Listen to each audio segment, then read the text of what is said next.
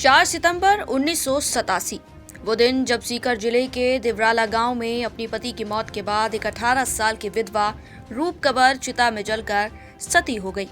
ये बात जैसे ही खबरों में आई, प्रशासन में हड़कंप मच गया। राजस्थान में आजादी के बाद इस घटना का सामने आना और पूरी दुनिया में भारत की खिल्ली उड़ना कोई छोटी बात नहीं थी। उस वक्त हरिदेव जोशी प्रदेश के सीएम थे और नेता प्रतिपक्ष की भूमिका भैरों सिंह शेखावत निभा रहे थे। फिर उसूलों से बंधे भैरों सिंह शेखावत अपने ही राजपूत समाज और विधवा स्त्रियों पर गलत उंगली कैसे उठने देते।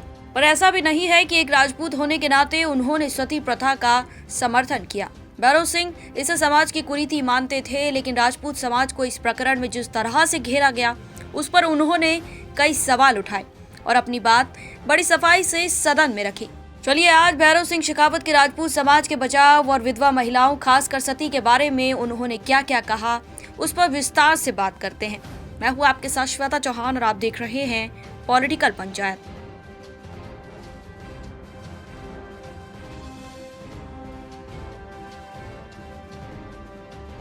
किसी भी बड़े नेता के लिए बहुत बड़ी बात है कि बिना किसी लाग लपेट के अपनी बात सदन में कहे, ताकि किसी प्रकार का कोई संशय किसी के मन में न रहे। भैरों सिंह ने विधानसभा में इस दिवराला सती प्रकरण पर अपने विचार रखते हुए ठीक ऐसा ही किया। उन्होंने कहा कि सती प्रकरण के पहले बोफोर्स की तोपें भ्रष्टाचार के गोले दाग रही थी और इस सती प्रकरण के बाद उन तोपों ने गोले दागना बंद कर दिया। राजस्थान की जनता अकाल की पीड़ा से कराह रही थी। लाखों मवेशी भूख और प्यास से तड़प तड़प कर मर रहे थे, लेकिन उनकी वह भूख और प्यास इस सती प्रकरण में दब गई। इसके बाद भैरों सिंह ने सती को लेकर अंग्रेजों ने जो कानून बनाए थे उसका भी जिक्र किया। उन्होंने कहा कि साल 1829 में जिस समय सती पर प्रतिबंध को लेकर कानून बना, उस समय 1815 से 1818 तक के आंकड़े ब्रिटिश हुकूमत ने इकट्ठे किए और उसके हिसाब से इन 3 सालों में 2365 महिलाएं सती हुई थीं। भैरों सिंह ने यहाँ ध्यान दिलाते हुए बताया था कि जिस समय विलियम बेंटिक ने कानून से सती प्रथा को रोका, उसके पहले सती शब्द का प्रयोग धार्मिक ग्रंथों में हुआ था। ब्रिटिश हुकूमत जानती थी कि हिंदुस्तान की संस्कृति पर अगर धीरे धीरे आघात नहीं किया गया, इस संस्कृति को तोड़ मरोड़ कर जनता के सामने नहीं रखा गया, यह संस्कृति जीवित रही तो भारत में हम अपना शासन ठीक से नहीं चला सकते। इसके साथ ही भैरों सिंह ने सती की परिभाषा को भी सदन में बड़े अच्छे से समझाया। उन्होंने कहा कि दबाव और भय के कारण बंगाल में जो महिलाएं जबरन जलाई जाती थीं, उनको सती की परिभाषा देकर सती के महत्व को कम करने की कोशिश की गई। 1829 से पहले के रिकॉर्ड में कहीं भी सती को परिभाषित नहीं किया गया और ब्रिटिश हुकूमत ने जानबूझकर इसकी परिभाषा दी। सती, यह शब्द कहाँ से पैदा हुआ? ये शब्द कानून में किस प्रकार आया? जो हरिदेव जोशी की सरकार ने ऑर्डिनेंस जारी किया, उसमें भी सती शब्द का जिक्र है। इस तरह अगर हम जलने और जलाई जाने वाली को सती कहेंगे तो ये मानकर चलिए कि जिस सती की धार्मिक ग्रंथों में महिमा है उसको ठेस पहुंचेगी। इतना ही नहीं, भैरों सिंह ने इतिहास के बारे में भी सदन में बात की। उन्होंने कहा था कि गौरीशंकर हीराचंद लिखित राजस्थान के इतिहास पर नजर डालें तो हम पाते हैं कि राजस्थान की 22 रियासतों में से केवल 4 को छोड़कर 18 रियासतों में सती के विरोध में कानून बनाए गए थे। भैरों सिंह ने एक उदाहरण बीकानेर का दिया और बताया कि बीकानेर की सरकार ने इसी तरह का एक आदेश निकाला था कि सब उमरावों, सरदारों, जागीरदारों, अहलकारों, तहसीलदारों, जिलादारों, थानेदारों, कोतवालों, साहूकारों, चौधरियों और प्रजा को यह आदेश दिया जाता है कि स्त्री को सती ना होने दिया जाए। इसके अलावा जो भी स्वामी और साधु समाधि लेते हैं, उनके लिए यह रस्म भी बंद की जाती है और यदि वे ऐसा नहीं करते हैं तो राज्य के द्वारा उन पर भारी जुर्माना और कठोर कैद का प्रावधान किया गया है। इसके साथ ही कांग्रेस पर हमला बोलते हुए भैरों सिंह ने सदन में कहा था कि जब उस समय बाकी रियासतों ने इस तरह के कानून बनाए हुए थे, तो जब देश आज़ाद हुआ और 1949 में राजस्थान बना तो ये कानून किसने वापस लिए? दरअसल वो यहाँ सीधे कांग्रेस सरकार पर हमला करना चाह रहे थे। फिर इस पर उन्होंने अपनी बात भी तथ्यों के साथ सदन में रखी और कहा कि 1947 के बाद राजस्थान में 41 सती हुई। इन सतियों में जरूरी नहीं कि सभी राजपूत हों, केवल 18 राजपूत और बाकी 23 अन्य जाति से। फिर भैरों सिंह ने अपनी विचारधारा भी स्पष्ट की और कहा कि मैं सती प्रथा का समर्थक नहीं हूँ, न सती होना धर्म मानता हूँ। वह प्रथा जितनी जल्द बंद हो जाए उसे करना चाहिए।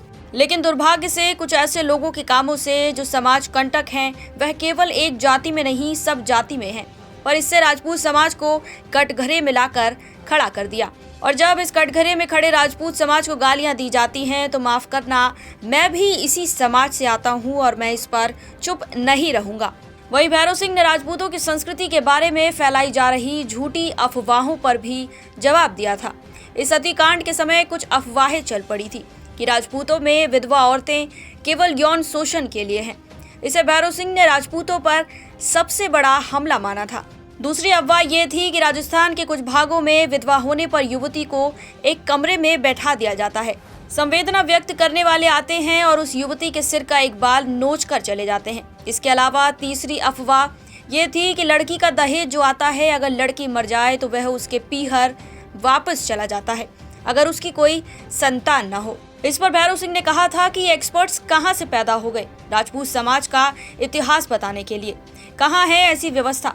ऐसा ना तो राजस्थान में है और ना ही भारत के किसी दूसरे राज्य में।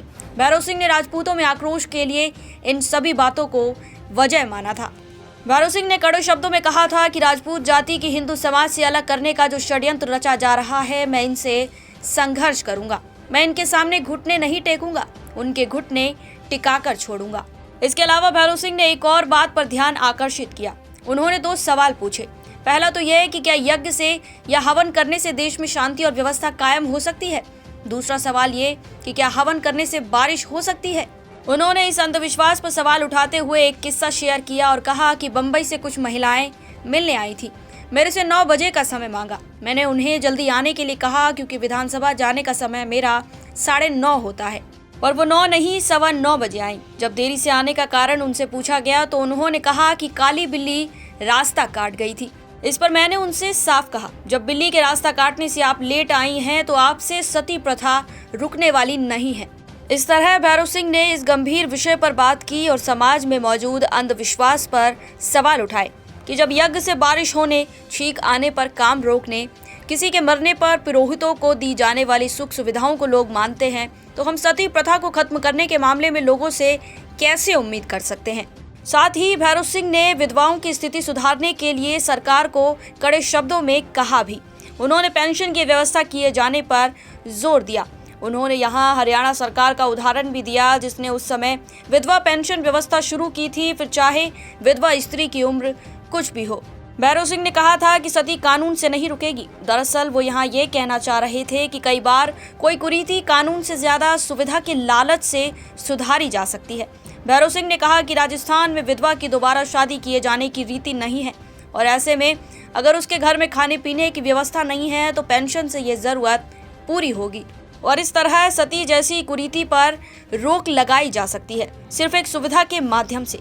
इसके साथ ही भैरव सिंह अपने इस वक्तव्य में सती होने के बाकी सामाजिक कारणों का अध्ययन करने पर भी जोर देते हैं, फिर चाहे वो महिला की भावनाएं हो, सामाजिक दबाव हो या खराब मानसिक स्वास्थ्य।